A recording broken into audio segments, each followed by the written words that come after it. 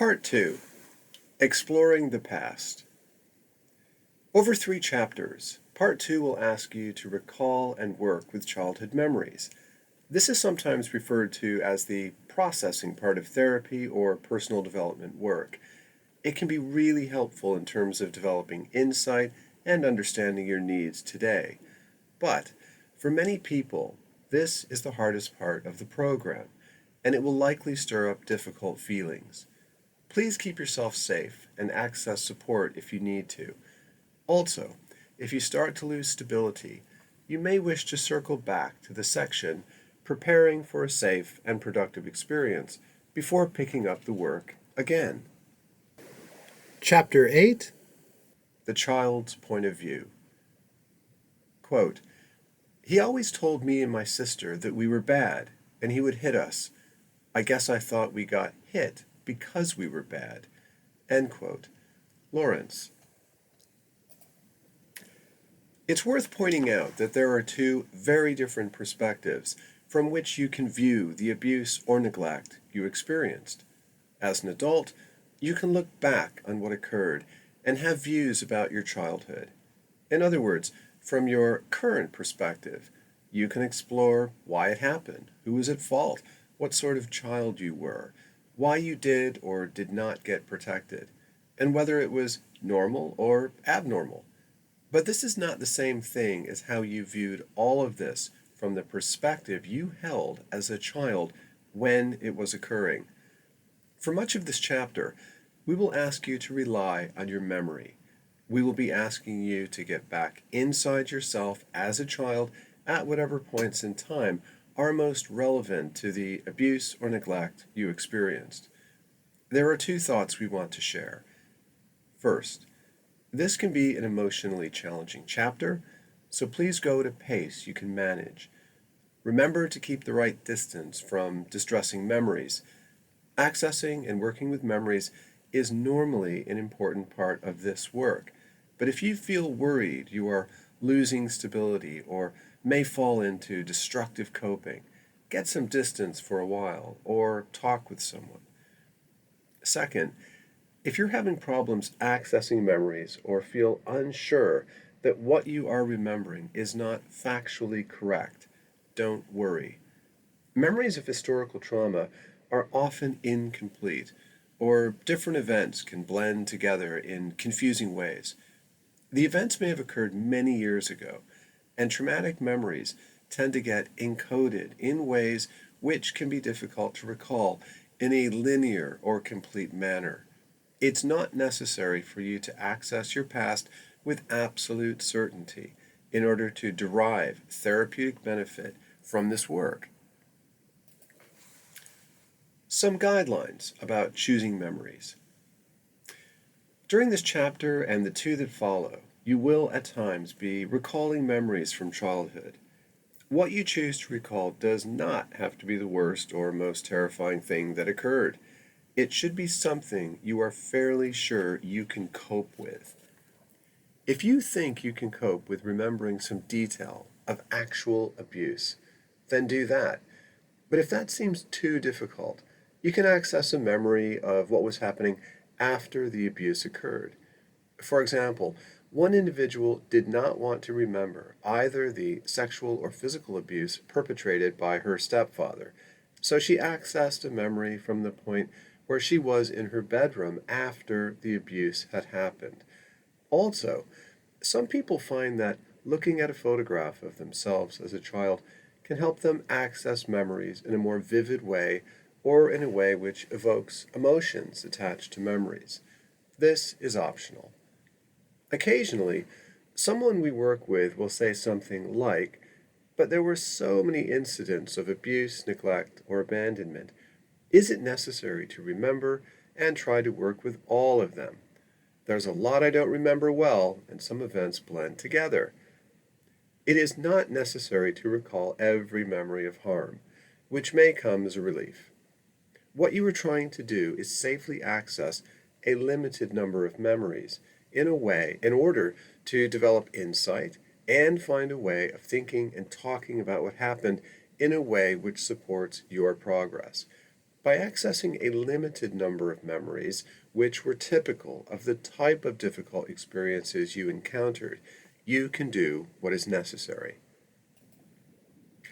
The question of blame or responsibility. The issue of responsibility can be more complicated for the child. Something dreadful is happening, but who is at fault? Typically, the issue of fault or blame is not only complicated during childhood, but it's an issue that can hound many people throughout their adult years. Below, we explore 6 reasons why children may accept responsibility for the harm which is happening to them or around them. A feature of recovery is being able to legitimately place responsibility for harm where it belongs to the best of your ability.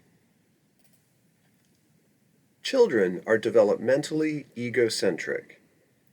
This area is a point in itself, but also helps to explain why children are vulnerable to falling into the 5 further explanations which follow.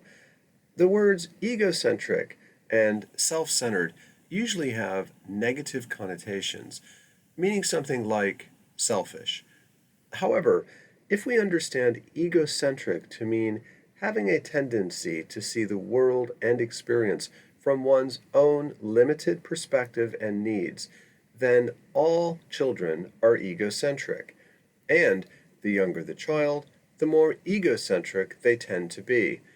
Because children lack experience and have brains which are neurologically underdeveloped, they naturally see the world in an egocentric fashion. If you convey to a young child that they are wonderful and loved, they are wonderful and loved. Convey to a young child that they are horrible and unwanted, they are horrible and unwanted. If something good or bad happens, a young child will imagine that it's about them. This is developmentally normal. Less cognitive and emotional development means a child has not yet developed a stable and rational sense of self or ego which can mediate between them and the rest of the world. Without an internal self which can separate responsibility into mine and yours or mine and the world, everything that occurs is, from the child's perspective, about them. To say children are developmentally egocentric just means they do not have the capacity to understand when other people or events are responsible and they are not, or that something bad which is happening is not about them. If a child is being abused, neglected, or abandoned, developmental egocentricity means they will experience the harm as being about them. Likewise, if their family environment is one of chaos, violence, and a lack of care, a child tends to see these experiences as being about them.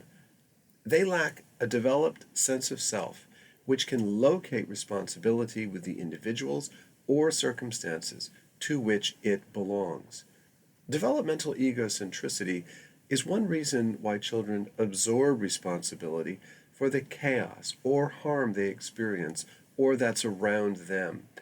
As an adult, it's possible that some people still are holding responsibility for past events and having a difficult time locating where it belongs.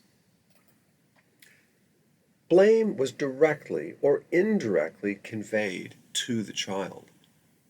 Emotional abuse often conveys directly to the child that they are bad, useless, idiotic, worthless, and so on. Not only is the child's sense of self being attacked by these words, but a child can conclude that they are being emotionally abused because they are bad, worthless, etc.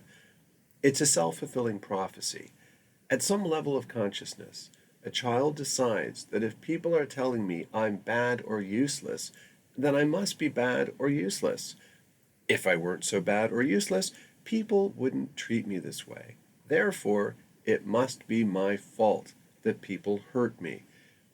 We are not suggesting that children who are harmed make these connections in such a clear fashion, but all of this can feel true to them. Physical abuse can convey indirectly to the child that they are bad. If I am being physically harmed, then I must be a bad child who deserves to be hurt. If I were good or acceptable, perhaps I wouldn't get hurt. Therefore, I must be bad. In some cases of sexual abuse, a manipulative abuser will induct the child into believing they are participating in the abuse. The child may know on some level that what is occurring is wrong, and they incorrectly accept or share blame or shame for the acts. Even when sexual abuse is completely coercive and based on threats the perpetrator makes, just being involved in these acts can leave the child feeling shame and a sense of badness. One of the most common reasons children don't talk about sexual abuse is because they are afraid others will blame them or think that they are dirty or shameful. Those who sexually abuse may use this issue to their advantage. Lacking a basis for comparison. An adult has the advantage of being able to compare their family environments or childhood experiences to other frames of reference. In this way, they can see that what was happening during their childhood was not normal or right. But as a child, they usually lacked a basis for comparison. The frame of reference they had was simply the childhood environment they knew. If you ask a person what they thought about childhood events, they often say something like, "That's just how it was," or "I just thought that was normal." So, depending on the individual, what might have been normal could have been getting punched, watching your father terrify your mother, being screamed at, having your stepfather put you on his knee and molest you, being left alone for 3 days while your parents go on a bender, and so on. We might call this the normalization of the pathological. In other words, a child believes that what is pathological is normal. How does all of this relate to the issue of blame or responsibility? Without a basis of comparison, children can become identified with all the chaos, neglect, and violence in the family environment. As a child, they cannot stand outside the family environment and say, "This is wrong, and I should not be a part of this. It's not my fault that I got born into this. I deserve to have very different experiences." Instead, as a member of this family, they absorbed some or much of the blame for the chaos and pain that was going on. In some instances, abusive and neglectful adults will prevent children from having experiences which would help them understand how pathological their own family is. Barbara experienced physical and emotional abuse, and she put it like this, quote, "I was never allowed to have friends visit my house, and I was rarely allowed to go to other kids' homes either, and my dad never let me join clubs after school. I thought this was happening because I was being punished for things I had done." End quote. But I didn't stop the abuse from happening. Steve is a 38-year-old man who struggles with depression and bouts of anger, which can land him in trouble at work and with friends. His stepfather physically and emotionally abused him, his younger sister, and his mother throughout his childhood. Steve is a big man, but he can be reduced to tears when he talks about what happened. He minimizes the effect of abuse on himself, but what tears him up is the recurrent thought that he was supposed to have stopped his stepfather from hurting his mother and sister. Quote, "I should have protected them," end quote, he says. He feels responsible, and it's difficult for him to appreciate how little power he had to stop what was happening. Feeling personally responsible is also common in cases of sexual abuse. We mentioned Marie, a vulnerable girl due to years of emotional neglect. When a group of neighborhood boys in their early 20s paid attention to her when she was 13, she was quickly inducted into a life of heroin use and passed around the gang as a sexual object. She didn't get off drugs and extricate herself from the gang until she was 17, by which time she had been badly traumatized by her experiences. What is striking, however, is how insistent Marie is that these experiences were her fault. Quote, I was the one that took the drugs and spent time with the gang, end quote, she says. It's hard for her to appreciate how vulnerable she was at the age of 13. It's really difficult for people like Steve and Marie to appreciate how powerless they were to stop the abuse. Children are physically smaller, far less experienced, and often dependent on the very people who were hurting or neglecting them. Despite the facts, many can still feel guilty or ashamed that they didn't somehow stop abusers from hurting them or others they cared about. Managing anticipatory fear. Anticipatory fear is what we feel when we are anticipating something harmful happening to us. Anticipatory fear is common with physical or sexual abuse, which occurs on a regular basis. Because there is a pattern of when they're going to get abused, a child feels frightened in the lead up to the abuse. To get the experience over and done with, some children will initiate the abusive experience by approaching or antagonizing the abuser. Juliet was sexually abused by an uncle. Quote, my mother would send me to my uncle's when she was out. I knew he was going to sexually abuse me, and that was really scary. But sometimes he wouldn't abuse me for a while, and that was an awful time. I just wanted to get it over with so he would leave me alone. After a while, I realized I could get him to just do it. Then he would disappear, and I could watch TV. End quote. However, as an adult, Juliet wondered if she was at fault in some way because she had begun to initiate the abusive experiences. An important aspect of her recovery meant understanding that she was just trying to take some control and manage her anticipatory fear. She was in no way responsible for the abuse. While Juliet's experience of sexual abuse has served as an example, managing anticipatory fear can operate in much the same way concerning physical or emotional abuse, which occurs on a predictable basis. The need to protect those who harmed you. Sometimes the issue of blame is confusing for children because they feel a need to protect those who caused harm or to rationalize their behavior. Children have a strong evolutionary need to bond with an adult, usually a parent. This desire to bond is based on our need for survival. But what if the adult you are meant to bond with is neglecting or hurting you? It's intolerable for many children to accept the reality of what is happening, so they will find ways to protect those harming them or rationalize their behavior. Tim experienced physical and emotional neglect, and he described things as follows. Quote, when I was a kid, I didn't have a father, and my mom was drunk every day. I'd get home from school, and she'd be passed out or just gone somewhere, and you didn't know when she'd be back. When the social workers would talk to me at school or at home, I always tried to tell them what a good mom I had. I actually believed it when I told them, and I was mad at them for saying bad things about my mom. I guess I just didn't want to believe I had a rubbish mom.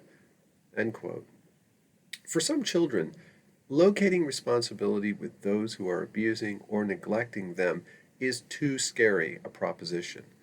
You only get one biological set of parents and one family of origin. For some children, it's just intolerable to accept that these people are hurtful or neglectful and that they are responsible for it. That would mean accepting that you are not loved or cared for properly. It's too awful to imagine. So some children find ways of believing it's not true.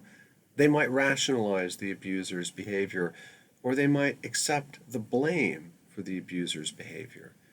For some children, seeing themselves as bad or inadequate is a better solution than believing they have parents or family that can't care for or protect them properly.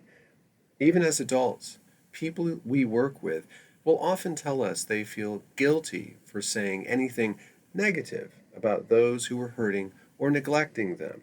It feels like a betrayal.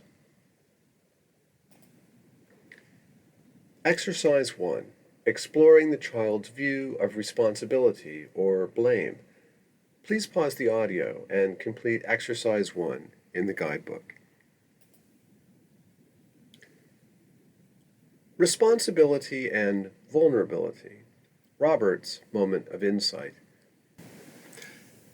At age 58, Robert struggles with significant psychological difficulties, including social anxiety, somatizing, or expressing trauma through the body, and very poor self-esteem.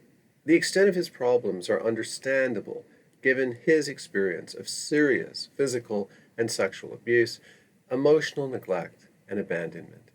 His parents paid little attention to him. He was in and out of foster care, and he was sexually abused by 3 different perpetrators. What really stands out is his need for self-denigration. Robert frequently says, quote, "It must have been my fault because I was hurt by so many different people. I must have given off some sort of signal. I was so needy. I craved attention and I wanted someone to love me. I put myself in positions where people could abuse me. I invited the abuse." End quote. When you try and talk with Robert about how power must have worked between him as a little boy and those who abused him, it just doesn't go in. He doesn't see it and keeps insisting it was his fault. And then there came a moment when Robert was able to make an important distinction between being vulnerable and being responsible. He was needy, and he did crave recognition and affection. But this was understandable because he'd never got this from his parents or anyone else. This very likely did make him more vulnerable to being abused. But it doesn't make him responsible for the fact that adults with more power abused him. For a child, being vulnerable is not the same as being responsible. When Robert was able to see this distinction, he got it. It wasn't his fault. Keeping secrets. Some children were able to talk about abuse or neglect which was occurring with people who did not know, people who might have been in a position to help. This may have been a family member, a friend, a teacher, social services, or others. However, it's very common for a child to keep what is happening a secret. Or they may have only hinted at what was happening in limited ways. As therapists, we frequently find ourselves speaking with people who are talking about what happened in some detail for the first time. For those who kept childhood abuse or neglect a secret, it's often helpful for them to learn how common this is. As adults, some seemed confused about why they didn't speak out as a child, or they can even blame themselves for not talking about what was happening. It's important for these individuals to appreciate that there will have been very real reasons why, as a child, they found it difficult or impossible to talk about what was happening. Exercise 2. During childhood, who knew the abuse or neglect was happening? Who, either in or outside the family, did not know? Please pause the audio and complete Exercise 2 in the guidebook. Exercise 3. Why did you believe you had to keep abuse or neglect secret? Please pause the audio and complete exercise 3 in the guidebook. Sexual abuse and secret keeping. In certain respects, the experience of sexual abuse overlaps with physical and emotional abuse. All of these forms of abuse tend to involve distress and confusion, have a damaging effect on the child's self-concept, and lead to psychological problems in later life. However, while secret keeping can coincide with physical and emotional abuse, this issue can be especially relevant concerning sexual abuse. In many instances of sexual abuse, there were only two people who knew that abuse was occurring: the child and the abuser. This often occurs because a perpetrator manages to groom, isolate, and sexually abuse a child. Sometimes those who experience child sexual abuse can tell someone what is happening, but it is very common for children to keep sexual abuse secret. There are many reasons why this can occur, including 1. The abuser has threatened the child. 2. The child is frightened that others won't believe them. 3. The child is neglected and imagines that no one will care or help. 4. The child feels inappropriately ashamed of what is happening. 5. A child is taught or acquires the idea that they are participating and are frightened that others will blame them. 6. The child accepts gifts or other incentives and so imagines they are culpable. The unique stigma attached to childhood sexual abuse has often meant that the secret is kept well into adulthood. This can make getting help for sexual abuse especially difficult. However, the profile of historic sexual abuse has been raised substantially in the media more recently, which hopefully will help reduce stigma and allow more people to seek help. The exercise below is for anyone who experienced sexual abuse. Exercise 4. Sexual abuse and secret keeping. If you experienced sexual abuse and felt you had to keep it secret, please describe why you believed, from the child's perspective, you had to do this. Please pause the audio and complete exercise 4 in the guidebook. Indirect ways of telling about abuse or neglect. You may have felt you had to keep what was happening a secret from many people, but the trauma you experienced will have expressed itself in ways other than words. We mentioned temperament earlier, the biological bit you were born with. Depending on temperament, maybe you had a tendency to express the effects of the trauma outwardly through your behavior. Or maybe you had a tendency to experience the effects of the trauma inwardly, i.e., through your body, emotions, or thoughts. Indirect ways of telling about the abuse tend to relate to age. Exercise 5. Indirect ways of telling. Please pause the audio and complete exercise 5 in the guidebook. There is often a sad, vicious cycle which abused or neglected children find themselves in. Because it seemed impossible to talk about it, the abuse got expressed in indirect ways. But many of these indirect ways of telling lead other children or adults to perceive the child as either naughty, difficult, or odd. And so the child may find that adults or children are rejecting or harsh with them. This is really unfair. Communicating with yourself as a child. This chapter may have helped you access what it was like for you as a child. You have been encouraged to see the world through the eyes of yourself as a child, to make contact with the thoughts and feelings you experienced as a child. You may have discovered that you blamed yourself. You may have discovered that you felt you had to keep painful secrets. You explored the indirect and painful ways the trauma got expressed. Along the way, you may have discovered some feelings of compassion for this kid who had such a rough time. We close this chapter with an exercise which may allow you to heal some of the hurt that you experienced as a child. Exercise 6. Talking to yourself as a child. Please pause the audio and complete Exercise 6 in the guidebook, and when you've completed Exercise 6, this will end the audio for the chapter on the child's point of view.